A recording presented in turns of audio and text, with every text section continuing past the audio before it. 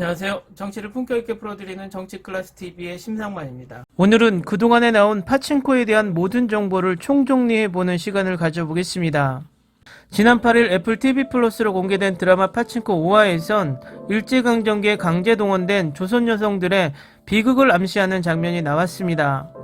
1931년 일본 오사카에 건너갔던 주인공 선자는 50년 만에 고향 부산에 돌아가 어머니가 하던 하숙집일을 함께 도우며 친자매처럼 지낸 복희 언니와 회고합니다.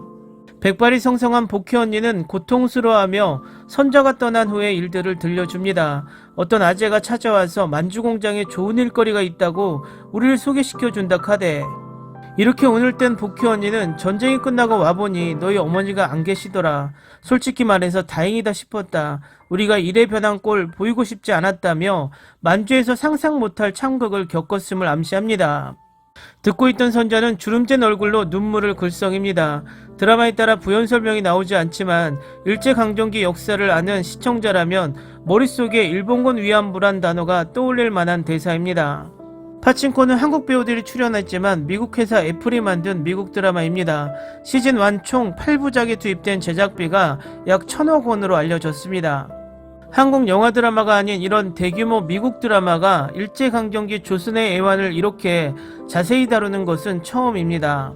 2017년 미국에서 출간해 뉴욕타임즈 베스트셀러에 오른 재미교포 이민진 작가의 동명소설이 원작입니다.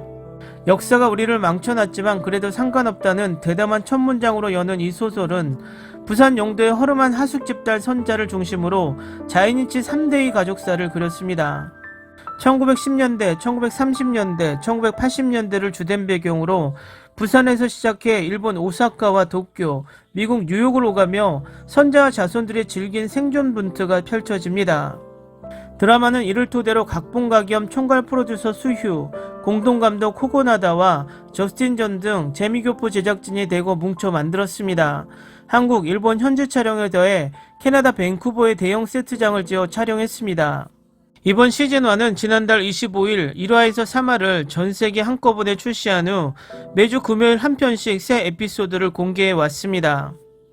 애플이 공식적으로 시청률이나 가입자 수 증가치를 밝히진 않았지만 애플이 유튜브를 통해 전체를 공개한 10일 기준 1화는 조회수만 1449만 건에 육박했습니다.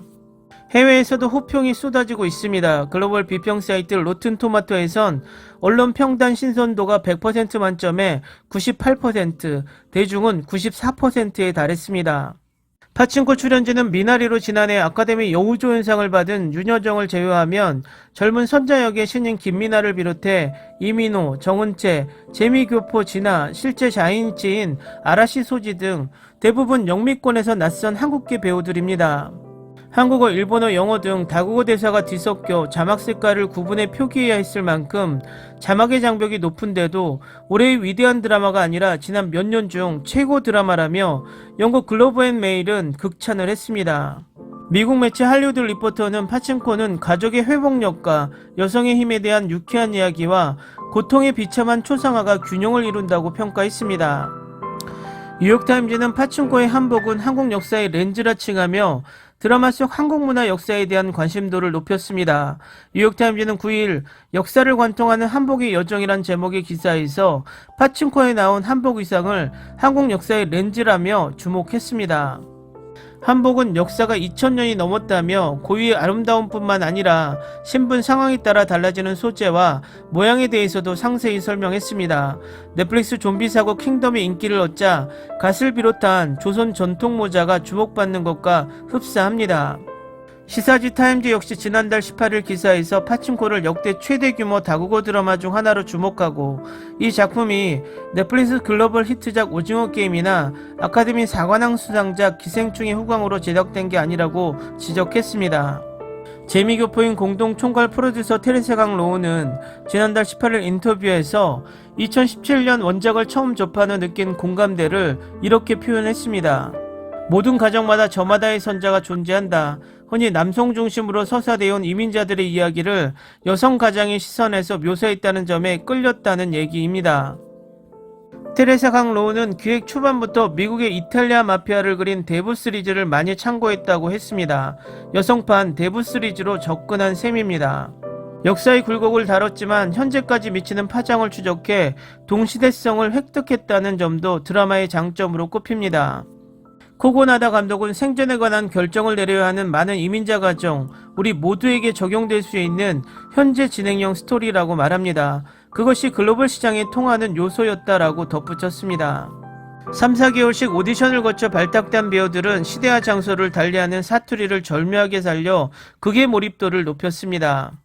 영어 원작을 토대로 미국 현지 작가팀이 영어로 쓴 각본을 한국 배우들이 연기할 한국말 대사로 번역하는 작업도 섬세하게 이루어졌다는 평가입니다.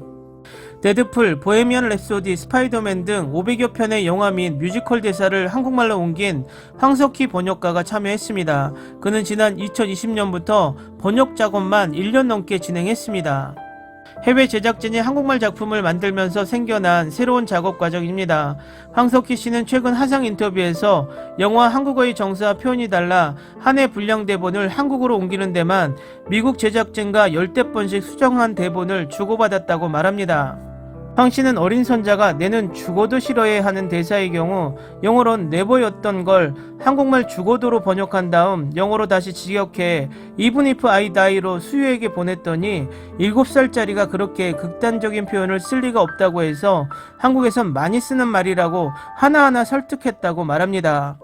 영문 대본에서 혁명 시위를 뜻하는 영어 단어로 표현했던 3.1운동을 정확한 명칭으로 바꾸기도 했습니다. 원작 소설의 일부만 시즌1에 담은 제작진은 이후 파친코 새로운 시즌을 이어가겠다는 목표입니다.